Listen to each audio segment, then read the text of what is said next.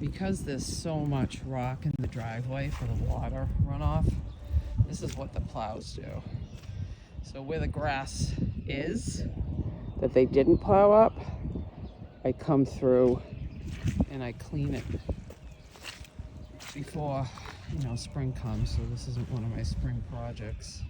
I just take all these stones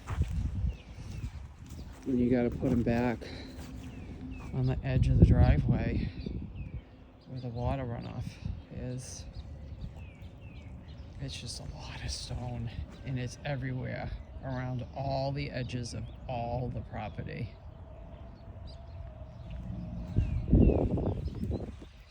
And I literally complain about this all the time, every year. It's just a mess.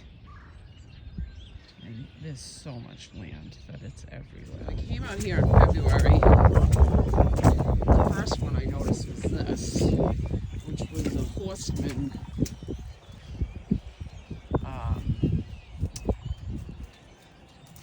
blue spruce, and it's like gone.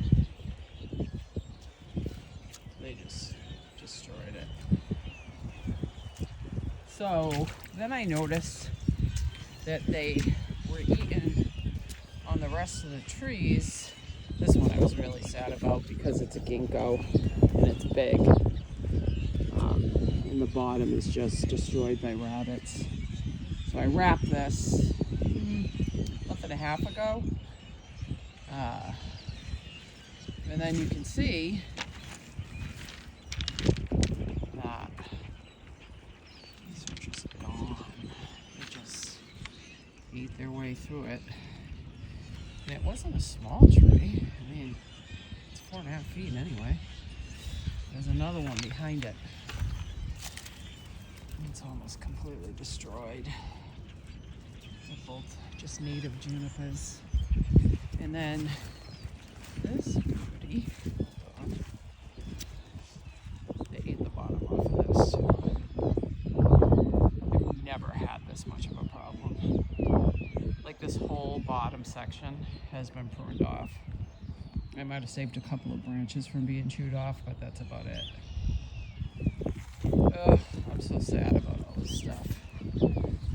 But you can see the bottoms of everything has been chewed up.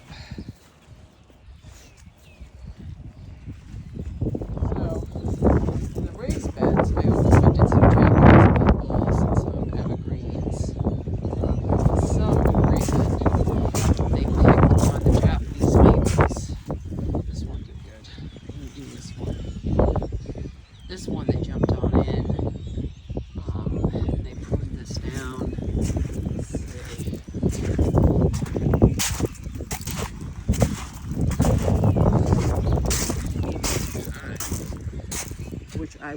It's a mugo pine, and I was really surprised they ate this because they haven't touched the one in the yard ever. These are just sad. These are just really sad. So these were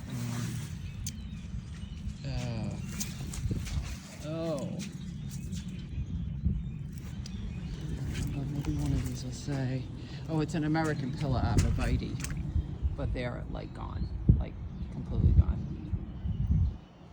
And then they did some damage to the other ones, but they're not like gone. They just started. But those three, completely gone. They ate the whole stinking thing. Right here though, it doesn't even say on it. It's not dragon eye. But anyway, they didn't eat this one. But those three they destroyed. But the snow was so high they just walked on in there and they ate what they wanted. They did the same thing. I haven't looked at these, but I've got to assume these were American pillars. And then that juniper is like the front juniper. They just ate the whole thing down.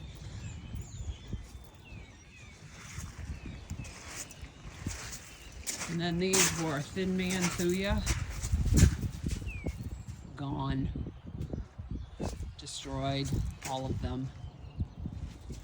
I don't know. Just did a number on it. So the plows made an absolute mess of this. But we got this cleaned up too. We didn't edge it yet. It's on the list of things to do as soon as some of this weather dries down. But at least it's clean. There are certain things you can be doing. And then this bipolar weather. Let's see. You can see where I haven't filled in these giant craters from the plows.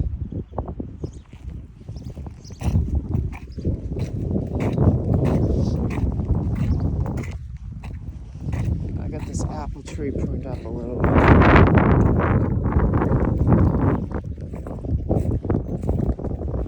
Took a couple of sizable limbs off. Try and take it up off the ground. The apple trees are fine to be pruned in March. Trim back this pussy willow too, which is almost done its bloom. Got the rocks cleaned up around the edge. Got all the leaves off of them. Looks a little bit neater. The winds are blowing at 55. Trimmed up this maple the other day. Yama. But there's a bunch of rabbit damage on this too. And they came through and they just ate the bark off the branches. Oh. Let's see if we can focus. Well, I don't know what's going to happen with it. There's a lot of branches like that. We'll see how she does. Now she's all trimmed up for spring. And it's pretty old. So I'm hoping the root system is big enough that we don't worry about it. There's probably 30 little azaleas on the property that all look the same way. I caged them, you can see it, but the snow got so high, they just walked right over the top and ate their way in. So there's some heavy azalea damage. That one's underneath the coach, so they couldn't get in. That's what they should look like. That's what they do look like.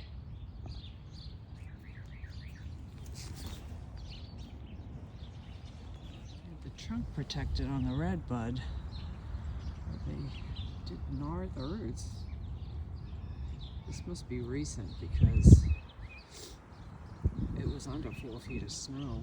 They pruned this Japanese maple too. Took a bunch of lower branches off of it.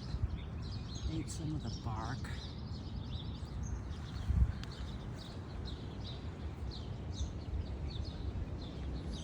Should be fine though. Rabbit damage to the viburnums. It was such a long winter. They ate so much stuff.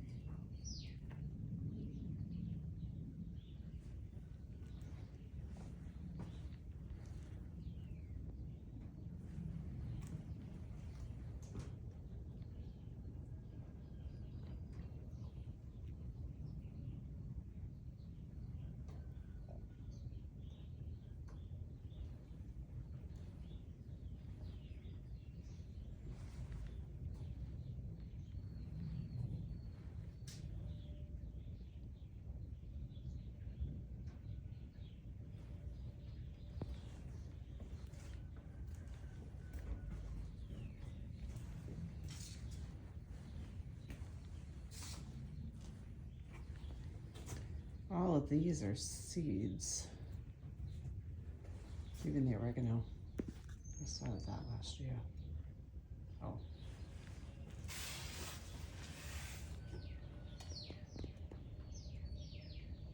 And that too.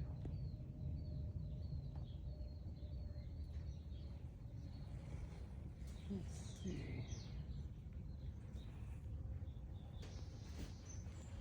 I've had one flush of flowers on a couple of the lemon trees. And now we're getting a second flush.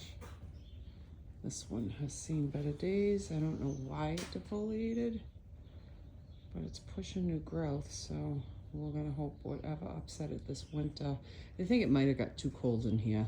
I only have the temperature set to 40 degrees overnight, so it might have just been so cold, decided to lose its leaves.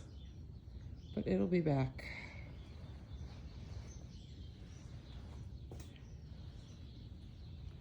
Again, these were all from seed. My evergreens came in. We give them a little jump start on the growing season.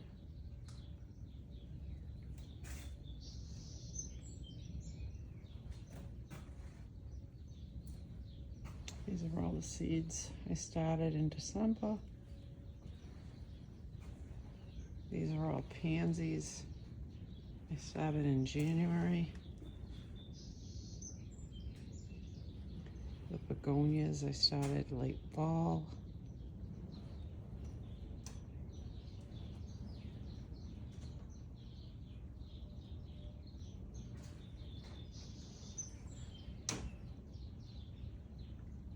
These were last year's plants. I started from seeds, they're apple blossom.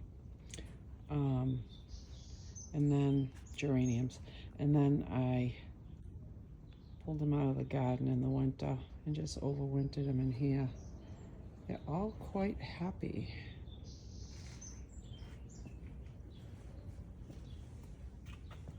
The little troll is waking up back there. The rabbits pruned it last winter. So I dug it out of the ground, brought it into the greenhouse. Hopefully it'll, you know, correct itself. It's an absolute mess. But fingers crossed.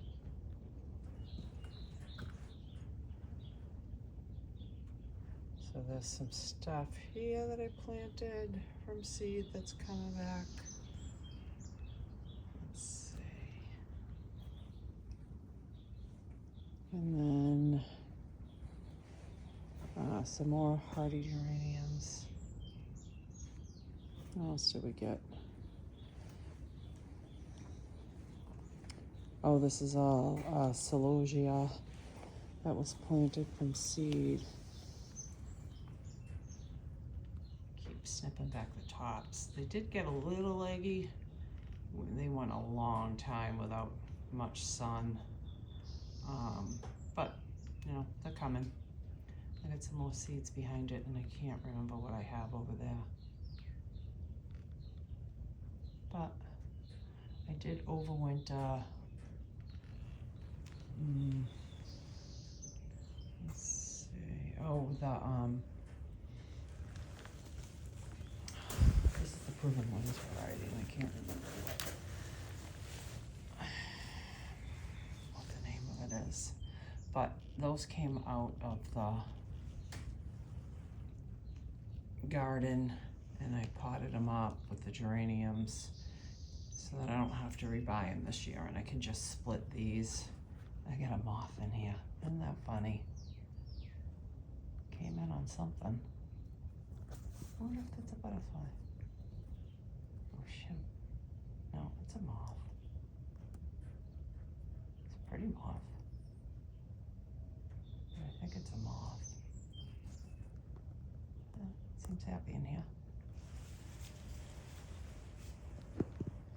So that's just, again, just took it out of the garden and overwintered it in pots so I can split it this year and not have to buy it. Same with that vine. there. Just overwintering it. And most of it did really well. The Diplodenia, I don't think, was too happy with the cold temperatures we got in here. There were a couple of windstorms where we dropped to like 35 degrees in here. And this thing really defoliated when that happened. It was nice and full in the fall, but it survived. And it does have, let's see if we can get up close here. It does have all new buds on it. Let's see. So it's definitely coming back to life, which is good, as I was concerned. It was just an experiment to overwinter it and try. And the experiment worked, so I'll be doing that every year. The fig trees are really putting on their figs. So they defoliated, they stayed defoliated all winter at 40 degrees, and now they are waking back up. And I think that's about it. Oh, that was the button fern. It was in the garden. I wanted to overwinter it, so we'll split that this spring. I had some hostas that I split up once they died back, and I took them in, and they're waking up too. So we get some good stuff happening. This thing smells so pretty. I wish you had the smell-o-vision. And this morning we had snow squalls, and there are 55-mile-an-hour wind gusts out there right now. But in the greenhouse, with the sun out, we are nice and toasty and happy, even though the sun is intermittent. Oh, I did some pepper plants too, which I'm thrilled with their lives. But they did put on peppers, and they are surviving. And one tomato, which does have little baby tomatoes on it. Let's see if we can zoom in on one here. Little baby tomatoes on it. Not that I needed those tomatoes, but I wanted to see if the tomato plant would live at 40 degrees. And so, let's see. What do we got here today? This says it's almost 100 in here. It's not. I think that's just getting direct sun right now. Well, intermittently direct sun. But that's that. Let's see, condition of the greenhouse, zone 6, Massachusetts. Experiments to see what we can overwinter. We'll try more this year.